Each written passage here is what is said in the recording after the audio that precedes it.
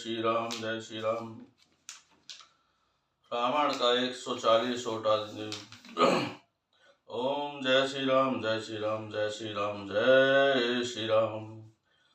अपर हेत सुन शैल कुमारी, कहूँ विचित्र कथा विस्तारी। जय कारण अज अगुण रूपा, ब्रह्मा भयउ कौशलपुर भूपा। हे गिरिराज कुमारी, अब भगवान के अवतार का दूसरा कारण सुनो। मैं उसकी विचित्र कथा विस्तार करके कहता हूँ, जिस कारण से जन्म रहित निर्गुण और रूप रहित अभ्यंत सभ्यानंद ब्रह्मा अयोध्यापुरी के राजा हुए। जो प्रभु विपिन फिरत तुम देखा, बंधु समेत धरे मुनि वेशा। जासु चरित्र अब लोक भवानी, सत शरीर रही बौरानी। जिन प्रभु रामचंद्र जी को तुमने अपने भाई लक्ष्मण के साथ मुनियों का सा वेश धारण किए हुए वन में फिरते देखा था, और हे भवानी, जिनके चरित्र देखकर सीती के रूप में तुम ऐसी बावली हो गई थी कि अज है ना छाया मिटित तुम्हारी, तासु चरित्र सुन भ्रम रुझहारी। लीला कीन जो तही अवतारा, सो सब कहे मत अनुसारा। जय श्री राम। अब भी तुम्हारे उस आवलेपन को छाया नहीं मिटती। उन्हीं के ब्रह्म रूपी रोग के हरण करने वाले चरित्र सुनो। इस अवतार में भगवान ने जो लीला की, वह सब मैं अपनी बुद्धि के अनुसार तुम्हें कहूँगा। भरद्वाज सुन शंकर बानी, सकुच सप्रेम उमा मुस्कानी। लगे बहुर बरने वृष केतु, सो अवतार बहे जहि हेतु। याज्ञवल्क्य जी ने कहा, हे भरद्वाज, शंकर जी के वचन सुन पार्वती जी सकचाकर प्रेम सहित मुस्कुराई, और फिर वृषकेतु शिव जी जिस कारण से भगवान का यह अवतार हुआ था उसका वर्णन करने लगे। सो मैं तुम सन कहे सबो, सुन मुनीष मन लाई। राम कथा कल मल हरन, मंगल करने सुहाई। स्वयंभू मनु अरसत रूपा, जिनते नष्ट वरिष्ठ अनुरूपा। स्वयं भू मनु अरसत रूपा, जिन्हीं ते भय नर सृष्टि अनुपा। दंपति धर्म आचरण नीका, अजहु गाव श्रुत जिनके लीका। स्वयंभू मनु और उनकी पत्नी शत्रुपा, जिनके मनुष्यों को यह अनुरूप सृष्टि हुई, इन दोनों पति पत्नी के धर्म और आचरण हेतु अच्छे थे। आज भी वेद इनकी मर्यादा का ज्ञान करते हैं। नृपोत्पान पाद सुत तासु, ध्रुव भरि भगत भयो सुत जासु। लघु सूप नाम प्रतिव्रत ताहि, वेद पुराण प्रशंसई जाहि।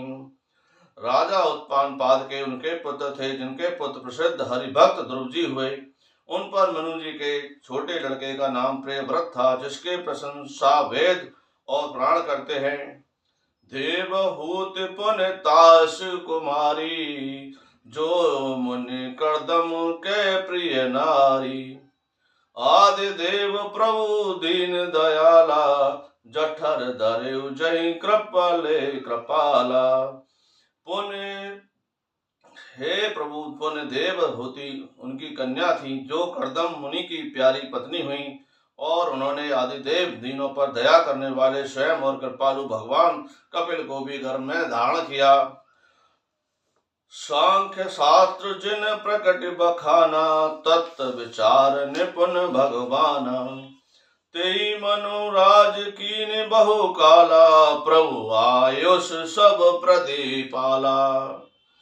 तत्वों का विचार करने में अत्यंत निपुण जिन कपिल भगवान में सांख्य शास्त्र का प्रकट में वर्णन किया, उन स्वामिभु मनु जी ने बहुत समय तक राज्य किया और सब प्रकार से भगवान की आज्ञा स्वरूप शास्त्रों की मर्यादा का पालन किया। होई ना विषय ब्राग भवन, बसत ना चौथपन। हृदय बहुत दुख लाग, जन्म गहु हर भक्त बिन। घर में रहते हुए भी बुढ़ापा आ गया, परंतु विषयों में बैराग नहीं होता। इस बात को सोचकर उनके मन में बड़ा दुख हुआ और श्री हरि की भक्ति बिना जन्म हो चला गया। बरबस राज सुतई तब दीना, नार समेत गवने बन कीना। नीरथ बर नमेश व्याख्याता, अत पुनीत साधक सिद्धिदाता।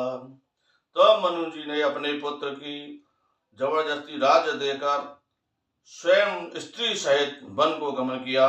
अत्यंत पवित्र और साधकों को प्रसिद्ध देने वाला तीर्थों में श्री नेम साधारण प्रसिद्ध है।